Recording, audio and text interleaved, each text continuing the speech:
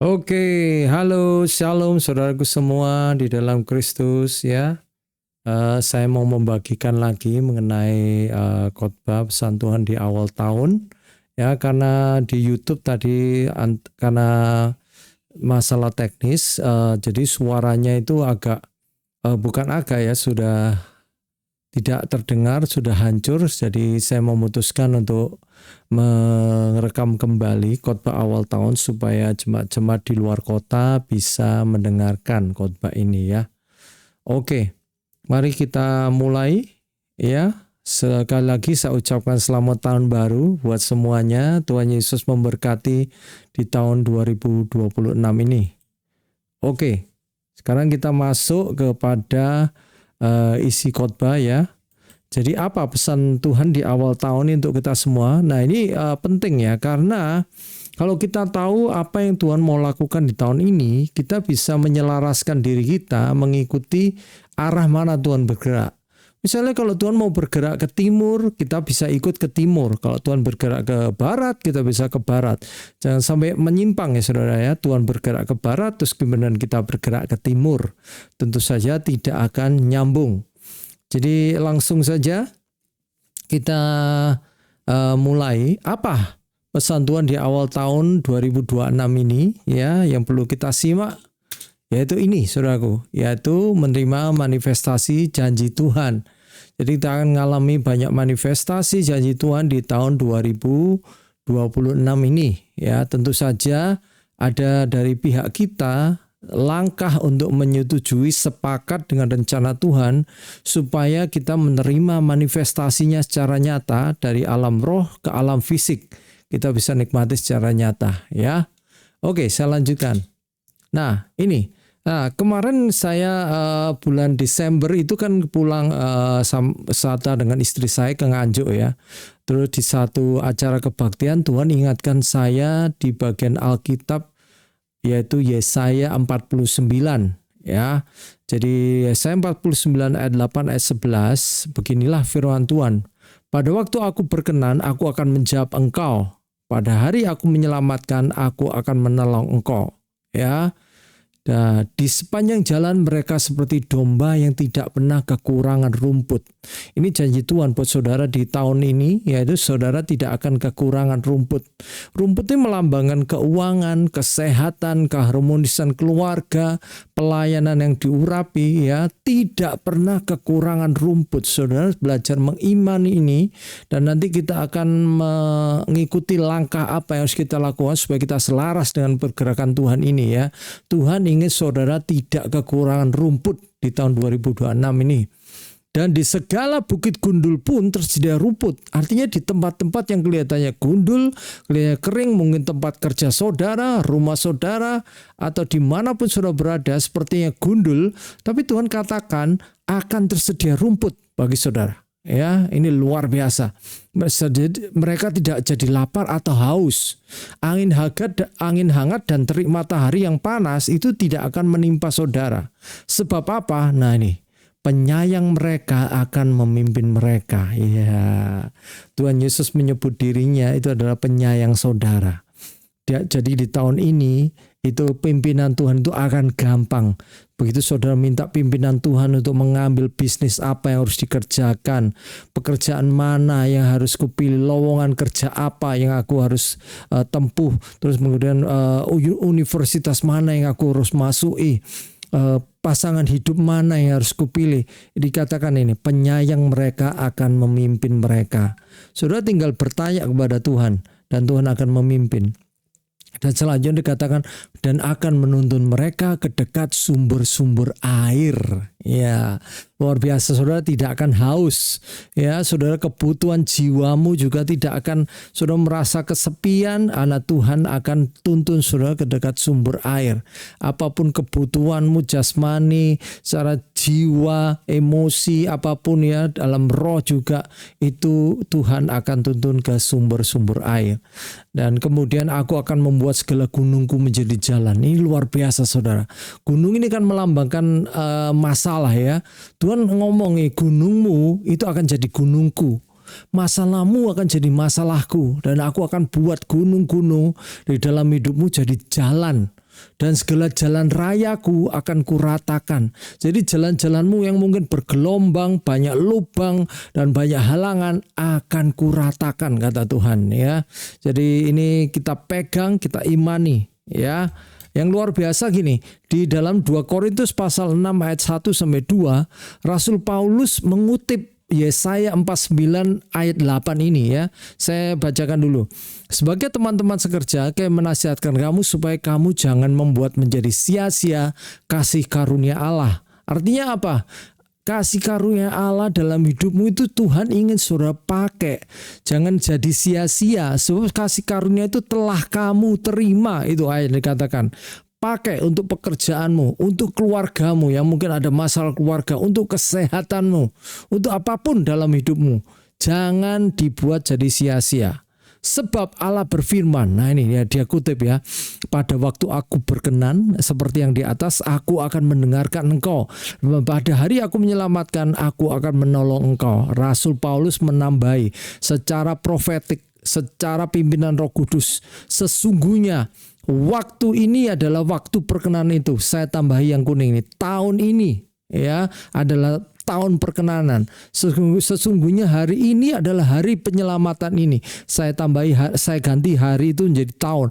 Tahun ini adalah tahun penyelamatan buat saudara. Tahun ini adalah tahun perkenanan Tuhan buat saudara. Ya, jadi bukan nanti suatu hari nanti kira-kira 20 tahun lagi, 10 tahun lagi, tapi tahun ini. Ya, Bapak Ibu Saudara silakan mengimani ini ya. Saudara kan tidak pernah kekurangan rumput, bahkan di Bukit Gundul pun tersedia rumput.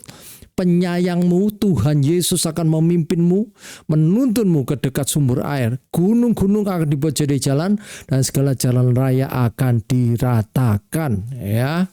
Amin itu ya. Saya lanjutkan. Ya.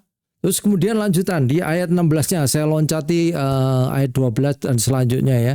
Nanti bisa saudara-saudara baca sendiri ya. Yesaya pasal 49 tuh ayatnya indah semua ya.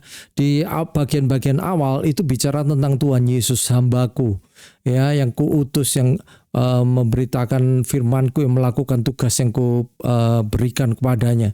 Kemudian hasilnya adalah di mulai ayat 8 kalau nggak salah tadi itu ya. Itu Sion dipulihkan judul perikopnya.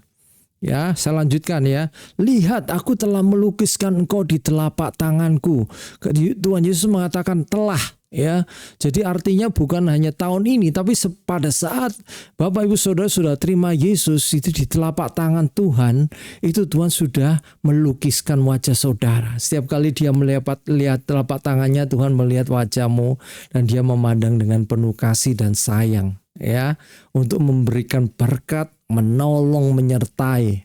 Ya, tembok-tembokmu tetap di ruang mataku. Artinya apa? Rumah saudara, tembok-temboknya rumah saudara akan dijagai oleh Tuhan, dilihat oleh Tuhan terus. Terus kemudian orang-orang yang membangun engkau datang bersegera. Ya, tadi saya ngomong nanti akan ada orang-orang yang dikirim Tuhan untuk ke HOC. Ya, Gereja House of Christ itu yang membangun, yang mentalnya itu pemimpin, yang bukan hanya jadi jemaat yang minta dilolohi, tapi mereka menjadi jemaat yang radikal. Aku mau juga menjadi pemimpin, menggembalakan jemaat-jemaatnya Tuhan ya. Orang-orang yang membangun akan datang bersegera ya. Tetapi orang-orang yang merombak dan merusak engkau meninggalkan engkau. Jadi orang-orang yang merusak gereja, yang memecah belah itu akan meninggalkan janji Tuhan. Angkatlah mukamu dan lihatlah ke sekeliling. Mereka semua berhimpun datang kepadamu. Jadi orang-orang yang membangun itu datangnya bahkan dikatakan Tuhan tidak satu, jadi kemudian beberapa bulan lagi satu lagi, tapi berhimpun datang kepada saudara. Wah, ini perlu kita imani ya. Demi aku yang hidup. Oh, Tuhan berjanji demi dirinya sendiri ya. Bayangkan betapa kuatnya ini janji ini ya. Demikianlah firman Tuhan. Sungguh mereka semua akan kau pakai sebagai perhiasan dan mereka akan kau lilitkan seperti yang dilakukan pengantin perempuan. Nah, tadi saya bikin guyonan seperti ini ya. Jemaat di Wiyung, penatuannya tanya kepada petemon, jemaatmu sudah berapa? Yang Wiyung jawab, sekarang sudah lumayan lah, ada 30 dewasa. Kemudian yang pertemuan kemudian ngomong, ya saya nggak terlalu jauh lah, cuma 45 yang dewasa. Hampir seperti perhiasan ya. Jadi ada sedikit perbandingan untuk menunjukkan ya keindahannya perhiasannya itu adalah orang-orang ini ya. Kemudian yang jemaat di Sion, Adulam dan Bilihan ngomong, alah cuma 45 aja kok gaya. Kita loh sudah 60-70 orang. Kemudian semuanya ditertawakan oleh Golden Age. Ada semua itu gaya semua. Ini loh Golden Age sudah 100, bingung. Terus lanjut, sebab tempat-tempatmu yang tandus dan sunyi sepi dan negerimu yang dirombak, jadi komunitasmu yang sepi, yang jumlah orangnya cuma sedikit, bahkan yang sudah kehilangan jemaat, dirombak ya. Sungguh sekarang terlalu sempit untuk sekian banyak pendudukmu. Woi, jemaat komunitasnya banyak ya. Tentu saja kita nggak bisa membiarkan satu komunitas sampai 100 orang, enggak. Tentu saja kita akan bagi-bagi dengan bangkitnya pemimpin baru yang akan memimpin jemaat-jemaat itu ya. Dan orang-orang yang mau menelan engkau akan menjauh, janji Tuhan. Jadi orang-orang yang mau merusak, merombak, menelan itu akan dipinggirkan sama Tuhan.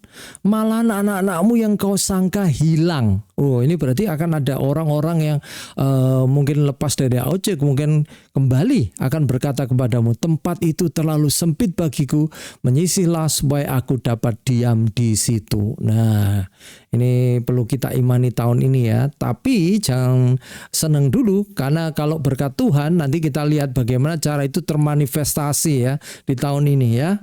Saya lanjutkan terlebih dahulu. Nah ini. Nah Tuhan sudah berjanji ya, negeri Kanaan itu diberikan pada orang Israel. Itu Bilangan 33 ayat 53. Haruslah kamu menduduki negeri itu dan diam di sana, sebab kepadamulah kuberikan negeri itu untuk diduduki. Yang Ulangan 1 ayat 8. Ketahuilah aku telah menyerahkan negeri itu kepadamu. Masukilah, dudukilah negeri yang dijanjikan Tuhan dengan sumpah kepada nenek moyangmu, yakni Abraham, Ishak dan Yakub, untuk memberikannya kepadamu, kepada mereka dan kepada keturunannya. Jadi janji-janji Tuhan tadi yang banyak itu, bahkan seluruh janji-janji Tuhan di dalam Alkitab itu sudah diberikan kepada saudara. Tapi itu tidak akan jatuh ke pangkuanmu begitu saja, jeblok-jeblok enak terus kita tinggal diam. Enggak, ternyata kita harus maju dan menduduki, harus mengklaim janji-janji Tuhan itu supaya terjadi tahun ini. Ya, jadi itu lihat di bawah ya, Tuhan sudah memberikan atau menyerahkan janjinya kepada kita. Berarti Tuhan di pihak kita, sudah diberikan. Berarti kalau kita klaim janji-janji Tuhan itu, kita ambil, maka pasti kita terima. Ya, jadi penting dulu Bapak Ibu Saudara percaya bahwa Tuhan sudah berikan janji-janji itu tadi di Yesaya 49 dan semua janji-janji Tuhan di dalam Alkitab ya, maka tugas kita adalah maju dan menduduki. Kita klaim, kita ambil ya. Itu tidak akan jatuh ke pangkuan kita otomatis dengan sendirinya. Kita harus ambil. Dan karena itu sudah diberikan kita pada Tuhan, berarti Tuhan ada di pihak kita, maka pasti kita terima ya. Tapi bagaimana caranya? Nah, ini caranya. Ya. Caranya adalah lanjut. Nah, sebelum kita mengetahui caranya, baca dulu di 2 Korintus 1 ayat 20, dikatakan sebab Kristus adalah ya bagi semua janji Allah. Itulah sebabnya oleh Dia kita mengatakan amin untuk memuliakan Allah. Ya, jadi ada hamba-hamba Tuhan mengatakan ada janji-janji Tuhan di Alkitab itu untuk orang Israel, bukan untuk orang Kristen. Jadi jangan diklaim, jangan diambil. Ya, tapi ayat ini jelas mengatakan Kristus adalah ya bagi semua janji Allah. Jadi janji Allah buat orang Israel, janji Allah buat orang-orang yang bukan Israel, itu semuanya di dalam Kristus. Karena kita ada dalam Kristus, orang-orang Kristen ya. Itu adalah ya, Tuhan berkata ya itu janji untukmu. Dan kita mengatakan amin ya. Dan saat kita mengalami manifestasi janji-janji Tuhan, itu Tuhan senang. Dikatakan kalau kita mengalami berkat-berkat Tuhan, nyata itu memuliakan Allah. Itu dikatakan. Jadi Tuhan tuh senang kita menikmati janji-janjinya. Jadi saudara kalau berdoa, berharap akan janji-janji Tuhan, kemudian kalau janji-janji Tuhan itu terjadi, jangan kira itu saudara adalah egois untuk kepentingan sendiri. Sebab dikatakan Tuhan kalau saudara menikmati janji Tuhan, itu memuliakan Allah. Ya, dikatakan seperti itu ya. Terus jadi kita menduduki tanah perjanjian mengalami manifestasi Tuhan itu dengan cara apa? Dengan cara ini Bapak Ibu Saudara terkasih. Yaitu Hagah, deklarasi firman Tuhan, dan percaya sudah terima. Pusatnya adalah firman Tuhan ini. Ya, Smith Wigglesworth itu hamba Tuhan yang dipenuhi dengan pelayanan mujizat. Dia bahkan dalam sejarah dia kanker, tumor, apapun itu lenyap dalam pelayanannya. Dia membangkitkan 14 orang mati itu hidup kembali dalam pelayanannya. Jadi ini hamba Tuhan yang sangat dipenuhi dengan tanda-tanda ajaib dan mujizat. Suatu kali ditanya sama seorang anak muda, Pak Smith, apa rahasiamu? Mengapa pelayananmu penuh dengan mujizat dan tanda-tanda ajaib? Terus Smith Wigglesworth kan suka bawa Alkitab kecil perjanjian baru itu di sakunya. Terus kemudian dia taruh Alkitab itu di lantai. Kemudian dia berkata kepada anak muda, sekarang aku minta kamu berdiri di atas Alkitab ini. Wah, anak mudanya ragu-ragu. Ini Alkitab kok diinjak? Ya, bukannya nanti Tuhan marah dan sebagainya. Tapi karena yang menyuruh ini hamba Tuhan senior, dia nurut. Dia berdiri di atas Alkitab itu. Terus kemudian Smith Wigglesworth menyatakan rahasianya kepada anak muda ini. Nah, sekarang kamu sudah berdiri di atas janji-janji firman Tuhan.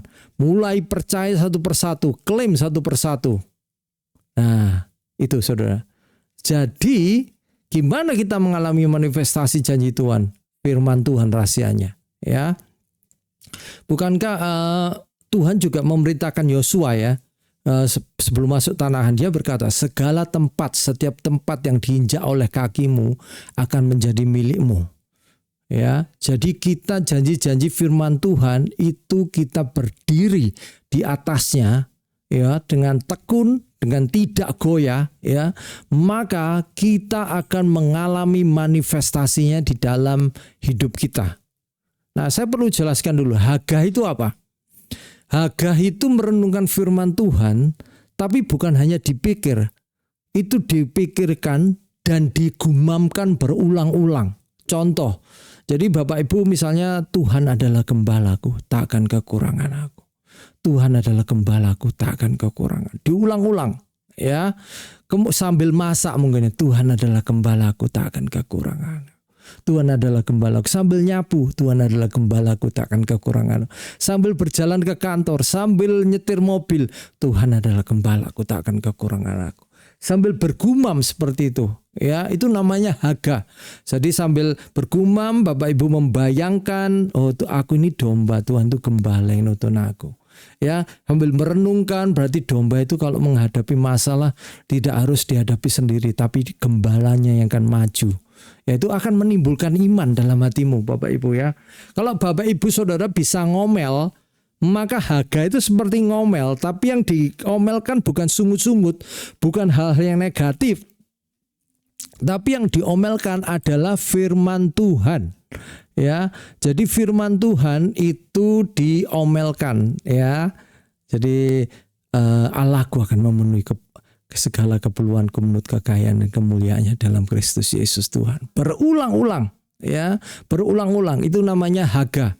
Dan ini merupakan sarana untuk kita untuk intim dengan Tuhan. Kita bersyukur dalam Hagah. Tuhan Yesus, terima kasih. Engkau gembalaku yang baik, tak akan kekurangan aku. Aku tak akan kekurangan hikmat. Buat anak-anak sekolah yang merasa pelajarannya sulit-sulit, matematika, fisika, kimia, apapun, Tuhan, aku tak akan kekurangan hikmat. Terima kasih, aku bersyukur. Engkau yang menjadi gembalaku. Nah, itu diulang-ulang. Tuhan, aku percaya kebutuhanku Engkau yang memenuhi. Karena Engkau yang memenuhi segala keperluanku menurut kekayaan dan kemuliaan-Mu dalam Kristus Yesus Tuhan. Terima kasih Bapa yang baik, aku sayang padamu karena Engkau lebih dulu menyayangi aku. Ya, jadi Hagah itu harus berulang-ulang, ya. banyak kali. Ya, nanti saya jelaskan kenapa harus berulang-ulang ya. Kemudian yang kedua adalah deklarasi firman Tuhan ya. Saudara berkata firman Tuhan tapi dengan nada deklarasi, saudara memerintahkan situasi untuk berubah. Jadi Tuhan adalah gembalaku, aku tak akan kekurangan. Saat saudara panik menghadapi tidak punya keberanian untuk presentasi sesuatu, misalnya saudara berkata Tuhan adalah gembalaku, aku tak akan kekurangan keberanian. Ya, seperti itu ya. Kemudian yang terakhir, percaya sudah menerima. Apapun yang sudah deklarasikan, saudara bayangkan, rasakan sudah menerima. Jadi kalau misalnya di presentasi itu saudara percaya, wah sudah bisa presentasi lancar, bayangkan ngomong tidak gugup, dengan percaya diri karena disertai Tuhan, saudara meyakinkan orang-orang yang mendengar saudara itu, bayangkan, lihat, rasakan. Ya, percaya sudah terima, ya. Nanti di komunitas-komunitas nanti saudara bisa belajar ini lebih lanjut ya, karena akan diulang-ulang sampai saudara hidup di dalamnya, hidup di dalam firman Tuhan ya. Bukan hanya dengar khotbah, bukan hanya baca, tapi dihagah, dideklarasikan dan dipercayai sudah diterima. Lanjut. Ya. Jadi kenapa kita perlu hagah? Itu untuk membangun roh dan iman kita ya. Jujur saja tidak banyak orang Kristen yang imannya itu levelnya memindahkan gunung, yang melakukan mujizat. Jadi kita perlu dibangun roh dan iman kita. Roma 10 ayat 17 berkata, iman timbul dari pendengaran, dan pendengaran oleh firman Kristus. Jadi saat saudara memperkatakan firman itu dengan menggumam berulang-ulang sebanyak mungkin, itu masuk ke telingamu, pendengaranmu, itu akan menjadi iman. Ini ayat firman Tuhan mengatakan. Ya, daripada mendengar berita-berita tentang sakit penyakit, wabah, bencana alam dan sebagainya, resesi ekonomi, lebih baik bukankah mendengar firman Tuhan yang memberikan pengharapan, iman dan kasih dalam hati kita. Kemudian kita deklarasi juga. Deklarasi itu gunanya untuk apa? Untuk para malaikat, untuk iblis dan situasi. Tadi kan sudah saya katakan, kita perintahkan situasi berubah sesuai firman Tuhan, maka situasi akan berubah. Tuhan Yesus pun menghadapi iblis, dia mengatakan ada tertulis 3 kali, ada tertulis, ada tertulis. Semuanya dari firman Tuhan. Menghadapi iblis pun kita harus menghadapi dengan firman Tuhan. Dan yang terakhir ini untuk para malaikat. Kalau saudara, Bapak Ibu Saudara ingin mengalami pelayanan malaikat tahun ini, perkatakan, deklarasikan firman Tuhan. Ya, Mazmur 103 ayat 20. Pujilah Tuhan, hai malaikat-malaikatnya, hai pahlawan-pahlawan perkasa yang melaksanakan firman-Nya dengan mendengarkan suara firman-Nya. Jadi saat Bapak Ibu Saudara memperkatakan, mendeklarasikan firman Tuhan ya, maka malaikat-malaikat itu melaksanakan firman yang saudara ucapkan itu karena mendengar suara firman-Nya lewat mulut Bapak Ibu Saudara. Ya. Jadi apapun ya, kalau misalnya keperluan misalnya takut kecelakaan, Ibu Saudara bisa baca Mazmur 91 ya. Orang yang menjadikan Tuhan kota benteng perlindungan, itu akan dilindungi Tuhan dan sebagainya. Bernaung di bawah naungan kepak sayap Tuhan akan dilindungi. Perkatakan tuh, deklarasikan, maka malaikat akan membantu, iblis mundur, situasi berubah. Ya, jadi untuk setiap situasi cari firman Tuhan yang tepat, lalu hagah dan deklarasikan, ya, dan percayai sudah terjadi. Ya, nah ini ada kesaksian dari hamba Tuhan Joseph Prince tentang wanita yang sakit ya. Jadi dia cerita itu ada wanita itu yang sakit parah, kanker stadium tingkat tinggi pokoknya. Terus dia ketemu dokter anak Tuhan. Terus sama dokter anak Tuhannya ini dikatakan, kamu coba kutip perkatakan ya di Galatia 3 itu ya, Kristus telah menebus kita dari kutuk hukum Taurat. Sakit penyakit itu adalah kutuk. Kristus sudah menebus aku dari kutuk sakit penyakit. Itu dikatakan berulang-ulang ya. Kemudian wanita ini taat yang sakit ini, kemudian besok paginya ditanyai sama dokternya, gimana kamu sudah praktek? Saya sudah lakukan berapa kali? Sudah ribuan kali, aku sudah nggak bisa ngitung berapa, tapi sudah ribuan kali. Oke. Tapi wanita itu ngomong, tapi aku tetap nggak ngerti itu apa maksudnya itu ya. Kristus telah menebus aku dari kutuk, aku nggak ngerti. Udah nggak apa-apa, perkatakan lagi. Diperkatakan lagi semalam itu. Kemudian tanya lagi hari kedua sama dokternya, gimana? Kamu sudah praktek? Sudah. Ya, tapi aku tetap nggak ngerti. Ya, tapi kemudian pada hari ketiga pagi-pagi itu wanita itu turun dari tangga atas turun ke bawah, dia sambil berteriak, aku ngerti sekarang Kristus sudah menebus aku dari kutu sakit penyakit, jadi aku gak perlu menanggung sakit penyakit ini. Kemudian dicek, ternyata dia sembuh total. Ini kehebatan firman Tuhan itu seperti itu ya. Jadi luar biasa dahsyatnya firman Tuhan. Nah, orang-orang Kristen itu kadang-kadang kalau sakit parah itu obatnya dosisnya ditambah, pergi ke dokternya ditambah. Tapi kenapa kok jarang yang dosis memperkatakan firman Tuhan, lebih merenungkan firman Tuhan itu kok nggak ditambah ya? Ini yang menjadi pertanyaan buat saya. Jadi percaya pada obat lebih daripada percaya firman Tuhan ya. Jadi ya semoga Bapak Ibu Saudara tidak ada yang seperti itu. Lanjut ya. Kemudian kenapa deklarasi firman Tuhan atau Hagai itu perlu diulang-ulang sebanyak-banyak? Karena yang menghalangi kuasa firman Tuhan itu bekerja terjadi itu bukan Tuhan, bukan firman Tuhan yang lemah, tapi hati, pikiran dan iman kita itu sangat lemah, perlu dikuatkan. Ya, bukan firman Tuhannya yang lemah dan tidak berguna, tapi diri kita yang seringkali menghalangi firman Tuhan kuasanya itu bekerja terjadi ya secara manifestasinya nyata ya. Jadi jangan merasa capek mengulang-ulang firman Tuhan ya. Saya percaya ini firman Tuhan itu perlu diulang-ulang itu hanya saat awal-awal saja ya, untuk menguatkan hati iman kita. Nanti kalau kita sudah banyak mengalami mujizat-mujizat manifestasi janji Tuhan, Bapak Ibu nggak perlu diulang-ulang sebanyak sampai ribuan kali, nggak perlu. Hanya di awal-awal saja. Karena imannya sudah bertumbuh. Karena melihat tangan Tuhan bekerja. Kalau sudah bertumbuh, sudah terjadi, nggak perlu diulang-ulang banyak-banyak. Cukup beberapa kali saja sudah termanifestasi firman Tuhan ya. Jadi untuk di awal-awal kita mungkin perlu mencuci bersih hati pikiran iman kita itu dengan firman Tuhan. Karena banyak kotor, kekhawatiran, kepanikan, ketidakpercayaan, keraguan-raguan ya. Jadi di awal-awal kalau kelihatannya agak susah, nggak apa-apa. Karena nanti di depan kita melihat bahwa fondasi iman itu sudah dibangun, kita tidak perlu sampai sebanyak-banyaknya lagi mengulang firman Tuhan. Ya, selanjutnya, ya, nah ini ya saya kalau Bapak Ibu Saudara mengikuti khotbah saya beberapa kali, saya cuma tanya dulu, kapan kita mengaku mengucap syukur status orang benar di dalam dua hal?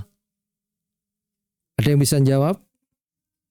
Nah, kalau mendengar, mengikuti khotbah-khotbahnya, maka Bapak Ibu Saudara akan tahu bahwa kita mengaku mengucap syukur status orang benar itu saat salah dan masalah, ya kan? Masih ingat ada di retreat, di khotbah Natal, saat salah dan masalah kita mengaku mengucap syukur ya. Tapi Tuhan Yesus hari Sabtu kemarin menegur saya dengan manis ya. Dia Tuhan Yesus ngomong, kamu jangan mengajar jemaatku untuk mengucap syukur dalam salah dan masalah. Nah, Tuhan Yesus ngomong seperti itu ya. Yang luar biasa itu Tuhan Yesus nyebut saudara itu jemaatku, jemaatnya dia. Dia nggak nyebut jangan ngajari jemaatmu loh Niko. Dia nggak ngomong jemaatmu, dia ngomong jemaatku. Wah, rasakan ini kepemilian Tuhan Yesus, care-nya Tuhan Yesus atas domba-dombanya, saudara dan saya. Ya. Terus kemudian Tuhan Yesus memberikan kepada saya gambaran ya. Jadi saudara mengaku atau mengucap syukur status orang benar itu setiap hari sebanyak-banyaknya ya. Makanya saya tambahi kemudian. Jadi bukan hanya salah, kalau ada salah dalam masalah tok saja ya, tapi kalau mengaku mengucap syukur status orang benar itu setiap hari lah, tetap ada lahnya ya. Sebanyak mungkin lah, setiap waktu lah ya. Itu ya, Bapak Saudara yang terkasih ya. Jadi saat nggak ada masalah, saat saudara lagi melamun, mungkin nyetir mobil atau di rumah atau di tempat kerja ada waktu kosong, mengucap syukurlah atas statusmu sebagai orang benar. Tuhan Yesus terima kasih. Bukan perbuatanku, bukan kelakuanku. Semuanya itu tidak berpengaruh, tapi hanya oleh darahmu. Aku dijadikan orang benar. Dan orang benar itu engkau sertai. Engkau berkati jalannya. Engkau permudah jalan-jalannya. Orang benar itu ketemu situasi-situasi yang tepat, pintu-pintu yang terbuka. Katakan manfaatnya. Orang benar disayang Tuhan, orang benar dipeluk Tuhan, orang benar dihibur Tuhan, dibuka jalannya sama Tuhan. Apapun yang saudara butuhkan, ya. Dan itu dilakukan setiap hari sebanyak mungkin, ya. Terus Tuhan Yesus ngasih gambaran seperti ini, ya. Jadi ada prinsip tabungan iman. Jadi kalau mengaku mengucap syukur sebanyak-banyaknya di segala waktu, itu seperti menabung. Jadi lakukan sebanyak-banyaknya. Nah, dalam salah dan masalah, kalau mengaku status orang benar itu seperti menarik tabungan, seperti ATM, ya. Jadi banyak anak-anak Tuhan yang sudah belajar ini itu hanya mengucapkan status orang benar hanya dalam saat salah atau masalah. Padahal tabungannya mungkin cuma 5.000 rupiah, tapi masalahnya butuh 2 juta, ya nggak cukup, ya. Tadi saya sedikit menyindir itu, ada yang ngaku sudah melakukan mengucap syukur sebanyak-banyaknya, tapi saya ngomong ya mungkin cuma 5.000 rupiah ada di tabungannya, padahal masalahnya bisa 5 juta, 10 juta, nah jelas kurang, ya. Terus saya tulis di bawah itu agak bahasa Surabayaan, ya, pantas manifestasinya anak-anak Tuhan yang sudah belajar status orang benar agak seret, karena mengucap syukurnya hanya kalau salah dan masalah. Itu teguran Tuhan Yesus, ya. Wah, luar biasa, Tuhan Yesus baik, ya. Tuhan Yesus ingin kita itu tabungan imannya penuh, banyak, ya. Karena kita mengucap syukur terus untuk status kita sebagai orang benar, ya. Terus ini, saya juga sudah upload video tentang status orang benar. Kalau Bapak Ibu Saudara belum pernah mendengar pengajaran ini, ya, bisa dibuka di YouTube ini, atau mungkin bisa minta linknya langsung ke Penatua, ya, untuk mengenai kepastian status orang benar dan berkat-berkatnya. Nah, ini khotbahnya cukup panjang, 1,5 jam. Jadi kalau mendengar khotbah ini melihat sambil buat kopi, ya diminum supaya nggak ngantuk, ya. Tapi ini penting. Ini dasar yang akan membuat Bapak Ibu Saudara tidak goyah. Walaupun saudara jatuh dalam kesalahan, membuat keputusan yang salah, ada dalam masalah yang berat, ditipu orang dan sebagainya, Bapak Ibu akan tetap kokoh di dalam Tuhan, karena saudara adalah status orang benar, dan orang benar itu berharga di hadapan Tuhan. Dan status orang benar itu tidak bisa dibeli dengan kekudusanmu sendiri, ketaatanmu sendiri, tidak cukup karena terlalu mahal. Yang bisa membeli status orang benar buat saudara hanya satu, darah Yesus. Terlalu mahal. Makanya Tuhan Yesus berikan secara cuma-cuma, darahnya membenarkan Bapak Ibu Saudara, ya. Nanti bisa minta ke Penatua, ya. Nah, terus kemudian yang terakhir, apa yang akan kita lakukan di tahun 2026 ini supaya selaras dengan kehendak Tuhan, supaya manifestasi janji-janjinya terjadi, supaya Tuhan dimuliakan, karena Tuhan mau Bapak Ibu Saudara menerima manifestasi janji-janjinya. Tuhan tidak menahan-nahan, ya, janji-janjinya terjadi. Aku tak tunggu kamu taat dulu, hidupmu dalam kekudusan dulu, baru janji-janjiku akan terjadi. Enggak, Tuhan sudah berikan, ya. Tapi kita harus lakukan tadi itu, ya. Kita harus duduki negeri tanah perjanjian itu. Kita harus klaim, ya. Kita harus hagah, kita harus deklarasi firman Tuhan, ya. Nanti akan sepanjang tahun ini akan diulang-ulang di komunitas sampai menjadi gaya hidup Bapak Ibu Saudara yang terkasih. Jadi satu, yang pertama, kita tentukan 3 harapan yang kita ingin termanifestasi di tahun ini. Bapak Ibu Saudara silakan menulis, ya. Nanti mungkin setelah video ini juga bisa 3 hal yang ingin termanifestasi. Mungkin ingin dapat pekerjaan yang lebih baik, ingin studinya nilai-nilainya lebih bagus, ingin keluarganya lebih harmonis, ingin anak-anaknya yang hilang, yang lari dari Tuhan kembali kepada Tuhan, apapun itu, ya, ingin penyakitnya sembuh, ya, apapun. Tuliskan 3 hal yang Bapak Ibu Saudara ingini. Kemudian yang kedua, sharingkan di komunitas untuk dibantu tubuh Kristus menemukan ayat-ayat firman Tuhan yang tepat. Tentu saja Bapak Ibu Saudara harus bertanggung jawab mencari ayat-ayat firman Tuhan yang tepat untuk dihaga, dideklarasikan, itu, ya. Tentu saja, ya. Tapi tubuh Kristus akan membantu, ayat-ayat firman Tuhan yang akan menjadi haga, hafalan, mungkin diulang-ulang, deklarasi kepada situasi, ya, itu akan dibantu tubuh Kristus. Kemudian yang ketiga, ya, mulai praktek setiap hari lah tadi ya, sebanyak mungkin lah ya, bukan hanya salah dan masalah ya, supaya tabungannya banyak. Jadi kalau di withdraw, ditarik dari ATM tuh masih ada banyak ya. Kira-kira ilustrasinya seperti itu ya, walaupun tidak 100% tepat, tapi cukup membantu untuk membayangkan, untuk mengingat ya. Kemudian praktek haga tadi ya, deklarasi firman Tuhan dan percaya sudah terima ya. Jadi itu tahun ini HOC ya, yang bisa kita lakukan bersama-sama.